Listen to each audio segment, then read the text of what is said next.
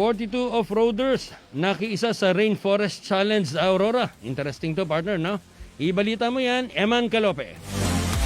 Nakiisa ang nasa 42 off-roaders sa isa sa pinakamalaking off-roading event sa buong mundo. Kahapon isinagawa ang opening ng event at ngayong araw naman ay sisimulan ng laro sa Barangay Jamman, Maria Aurora. Narito naman ang naging panayam ng RTV News Team kay Ronelio Mali Estilore, RFC event organizer. Ito pong event na ito is one of the biggest event 4x4 in the history of global. This is Rainforest Challenge, and this event is a tourism expedition race.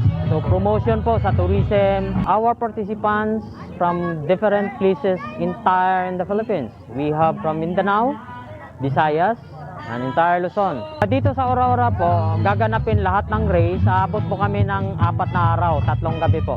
So 3 araw po kami doon sa Maria at 1 araw naman dito sa Baler. Sana makikita nyo kung gaano ka-extreme itong laro na ito sa Rainforest Challenge International. Ini-invite ko po kayo na manonood po sa gaganapin dito sa province ng Aurora po. Para sa RTV Frontline, Eman Galope, nagbabalita.